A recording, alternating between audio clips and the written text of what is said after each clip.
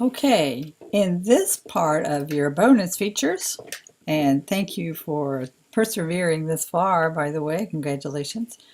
We're going to learn some of the things that you can do, some kind of advanced things you can do with your footage.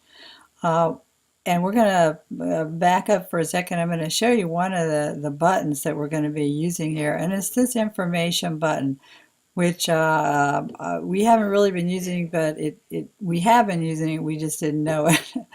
So for instance, remember how we enabled our advanced tools in our clip. I'm going to, oops, and we're going to wait for our thing to catch up there. There we go. Um, Actually, when you use these, you're already, like if you want to say clip adjustments, you're already pulling up this button. But you can do it just with the button, and it's the same thing. So I just wanted to show you that is the same thing. And let's take, while we have this clip open, let's take a look and see what we can do with it. You can actually add effects to this.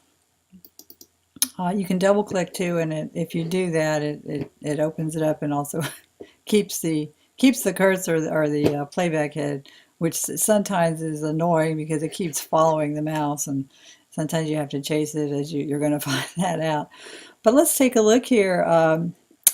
You can do a video effect here, and I mean, I don't know how useful this will be for you, but if you click that, you've got all these video effects that, it might, if you wanted to just highlight or feature a certain section, that this is a purely creative thing that you do. But it is there, and here's a black and white. That's commonly used a cartoon, but and usually you might use these for like titles and things if you wanted to kind of compose a title. But I just wanted to show you that that's there. I'm going to hit cancel because I'm not doing anything. And that is one of the things you can do with the inspector. There's speed. I think that you might these you can experiment with some of these things, but watch out. Um,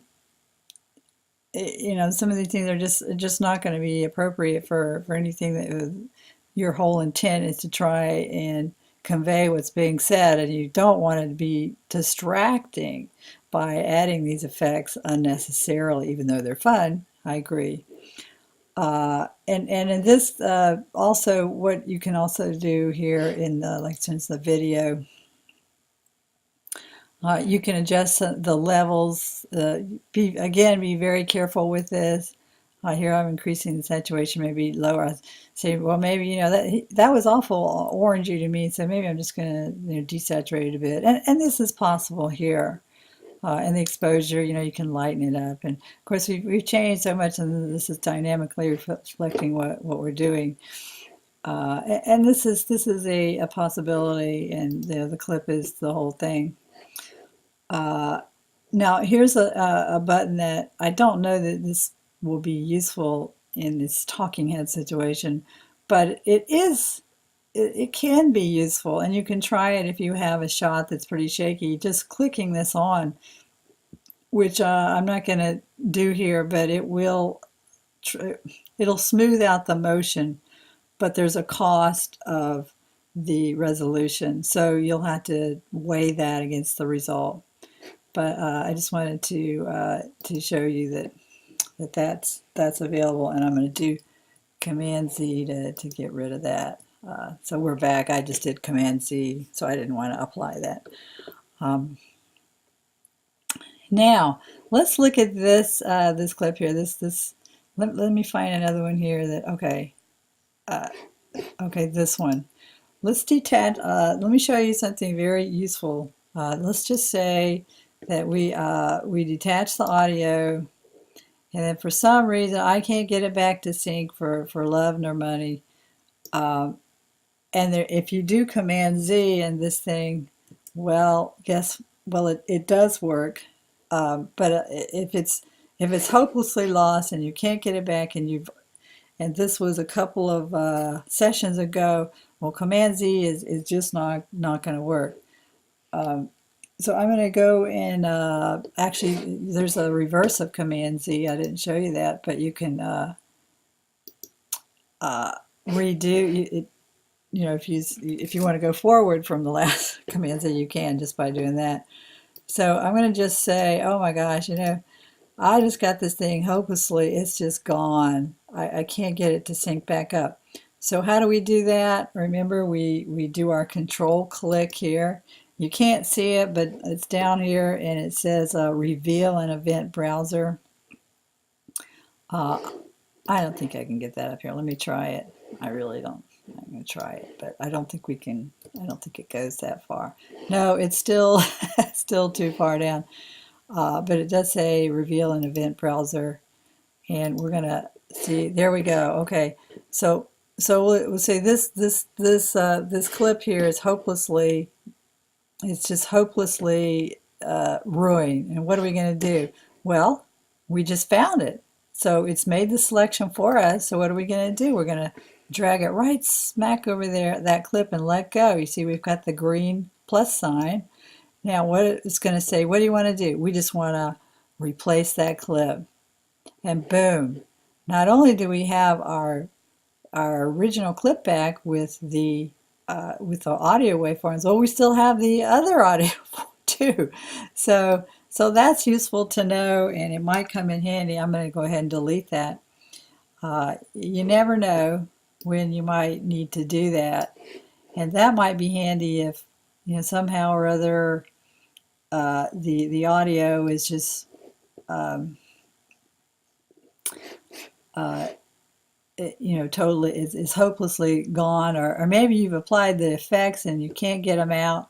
Well, that's a way to re-import that essentially to your timeline, and that will save that clip and save you from having to go back and get it. Now, another way, of course, since we are doing this fancy way now of we have saved our original, like here it is down here on the clips. In that case, that wasn't John, it was Deb's. But we should have this already here, and we could copy and paste it from this too. So that's another way to save your work, because you certainly don't want to have to repeat work. That is no fun. Okay, so I've showed you some effects that you can do. Let's do one more, a couple more here, and one of them is, let's just say that I do not like this framing here. I mean, I just don't like, I don't like these edges. It's just not, it's distracting from what I want people to pay attention to what he's saying. So how would I do that? Well, we haven't looked at this before, but here's another little button, and it's the crop. Now, we usually use the cropping on still images, and that gives us our animation. I think we've done a little bit of that before. We might do some more here, depending if I can get around to it.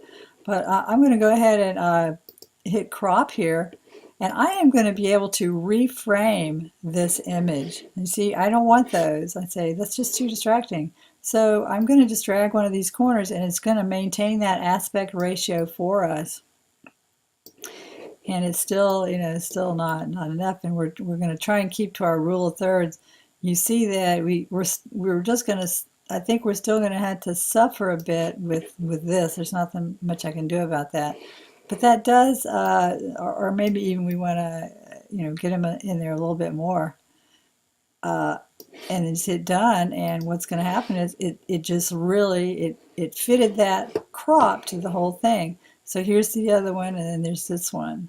So it's, you can see that we've really, we've drastically reframed that. And sometimes that can be useful if you just want to, you know, you can split the clip and you can make some bigger or some smaller. That's just a way you can vary a talking head. So very, very useful knowledge there. So that is, well, here, while we're on it, let's just go ahead and do a still image here. If we double click that, you're just going to get the effects, which you can apply effects to that. I didn't show you that, but if you wanted to, like for instance, you could apply black and white, and that goes for the still images as well. The reason that it's flipping to these two, oh, that's a nice effect there, isn't it? Ooh, that's nice. Well, anyway, you can do that to still images too. We'll just hit done. We didn't really do anything. But what we want to do is get this crop, and it's just by clicking this little icon that is enabled when we set our preferences to enable advanced tools. Now we have full access to the Ken Burns, and you can see that we've done some drastic things here. If you click in the red, it's going to let us, which is the end. It's going to let us, move that all around. You can move that all around, and you see the little arrow pointing. That's the beginning, the green cross, and then the red cross shows you the end. So if we wanted to highlight that sign, we could, or maybe we want to highlight this guy back here. That'd be kind of a big zoom, but you could probably, let's see if we can zoom that in. It looks like that's all it's going to let me do, but it's saving you from yourself. But it's pointing to that guy, and so the green, you see, it's going to start from the green, which is this green outline, and the end is going to end up in that red, which is a pretty drastic thing. But if you didn't want that much, well, I click the green, and I can move that around too. I could reframe that a bit. You didn't have to use the entire image, or you could do anything like that. That's like it's pretty cool. Now, if you see this little button here, it's not very obvious, but if you click that, it's going to reverse this. Instead of ending up on the guy, it's going to zoom out from the guy. So, and that's available in each one. So what I'm doing is I'm clicking in the red, you see, and the green, and that allows me to move the end point, and then this allows me to move the start point. So if I hit, well, here, let's go back, and there's our, yeah, and then let's do it like that, just for heck of it. So I click on the start, and I click on the end, see, and that's how you do it. Okay, and then done. So if we play through that, let's see what our effect is for that. Here I am. Yeah, zoomed in on that guy. So that's very nice, very nice.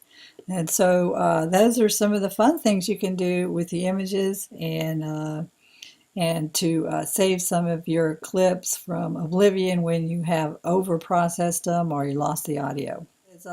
We didn't really go into this as much as I should have in previous tutorials, but this one here, and now that we have a pretty good timeline, we've got things that are too long to display in one window, but we just move this slider down here, and it, you can see the entire one long strip, and you can edit that way, and that's perfectly fine. But this button gives you a little one more option. And by pressing this button and toggling it back and forth, you can see that what it's doing is it is fitting that one long timeline into the window that you have.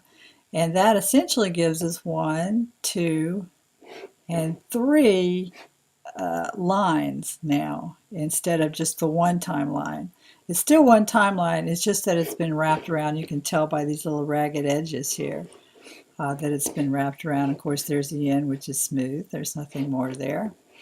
And and it's the same zoom, which you can still do down here, and it still does the same thing. It's still going to wrap around. We went up a little, we zoomed in a bit more. Now we only have 2 rather than 3.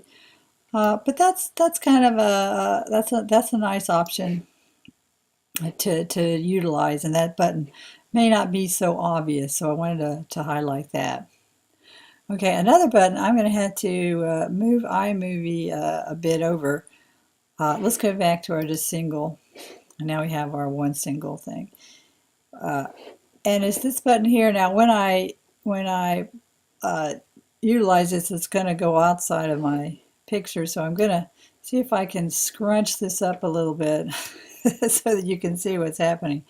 So by this little triangle button here, uh, if I click that, it's telling me a lot of information here. And basically under the comments, now if you remember, the comments are these little brown labels, and this just tells us what the clip is about.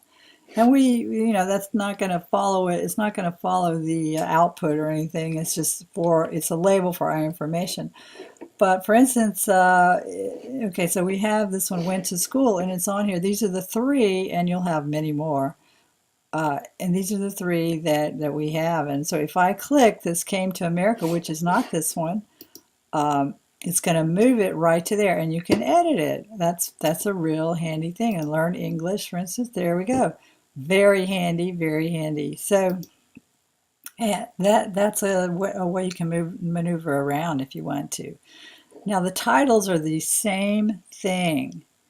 Okay, so here's all of the titles that we have in this program. And let's just click on this first one here. And now what it's doing is that this gives you the opportunity to edit it. And so now you can edit that title, and it's in place there. And I'm not sure exactly where that is, but there we go, right there. It's highlighted. So I guess it doesn't take you to that. You have to go to it. Okay, and then let's go to this one here and say, oh, that one definitely needs to be, because I forgot, oh my goodness, I forgot to put what I needed to put there. That was I just put that there, and I just left it hanging. So this might be a way to clean up things too. And here it does, because it just happened to be in the frame. And I guess it doesn't actually take you there. You'll have to find it yourself. But that is extremely handy, and I'm going to go back now to our full screen here.